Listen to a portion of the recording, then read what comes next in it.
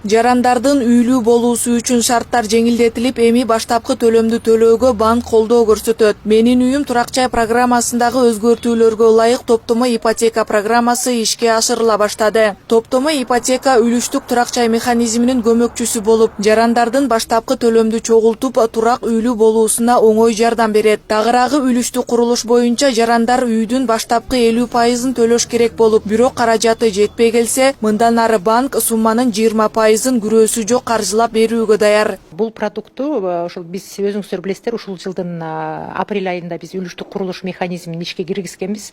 Анан май айында кайрадан эле бизге президент тапшырма берген. Ушул топтолмо жолу менен жарандарга дагы ипотека берүү жолун караштыргыла деп.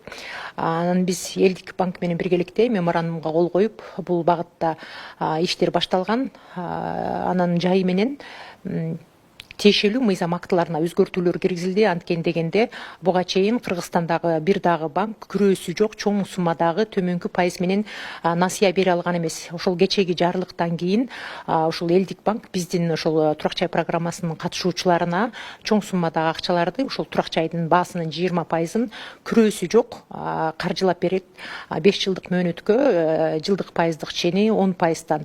Президенттин жарлыгынын негизинде ишке ашырыла баштаган бул жеңилдик миграцияда жүргөндөргө, жалпы эле үй алууга муктаж болгон кыргызстандыктарга жеткиликтүү болот. Тагыраагы бул чет жакта жүргөн мекендештерге, ошол эле учурда базарда, тигүү тармагында же үйүндө чакан бизнес жасап, бирок үй бүлөлүк кирешесин тастыктай албагандарга мамлекет тарабынан турак үйлүү болууга көрсөтүлгөн жеңилдик дегенди билдирет. Ал эми МАМ ипотека бул үлүштүк турак-жай курулуш механизминин топтомо ипотекасын Элдик банк менен биргеликте ишке ашырат. Ал үчүн жарандар алгач турак-жай программасынын катышуучусу экенин ырастап, мамлекеттик ипотекалык компаниянын порталынан каттоого өтүп, андан кийин эсеп ачууга паспорту керектелет. Эң биринчи батирдин 30%-ын Элдик банктан топтомо эсеп ачып, 6 айдан кем эмес убакытка топтоо керек. Андан кийинки 20%-ин жеңилдетилген түрдө, насыя түрүндө 10% менен 5 жылга күрөөсүз жана киреше булактарын тастыктоочу документсиз кредит кылып насыя түрүндө алса болот. Андан кийин мамлекеттик ипотекалык компания менен келишим түзүп, 15 жылдык бөлүп төлөө шарты менен жана финансовый аренда деген жол менен батирди сатып алат.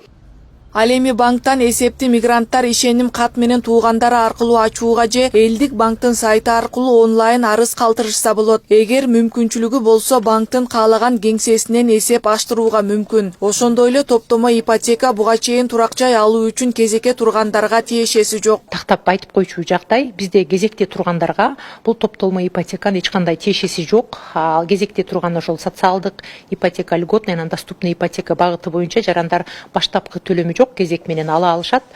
Бул топтолмо ипотека үлүштүк курулуш механизмине гана тиешелүү. Бирок кээ бир жарандар ошол менде акчам бар, ошо топтоо жолу менен мен да үлүштүк курулуш менен ипотека алам десе, ал жарандар өздөрү ошол багытын өзгөртүп, ошол топтоо жолу менен ипотека алса дагы болот. Учурда мамлекеттик ипотекалык компанияда турак үй алуу үчүн 38 миңден ашык жаран кезекте турушат. Ушул тапта өлкө боюнча 40 миңден ашуун батирдин курулушу жүрүп жатса, анын ичинен 20 миңден ашыгы борбордо, калганы аймактарда курулууда. Муну менен МИК 2030-жылга чейин 40 миңден ашык үй бүлөнү турак жайлуу кылууну көздөөдө. Акылай Маратова, Эрлан Кыдырбеков, Нью ТВ.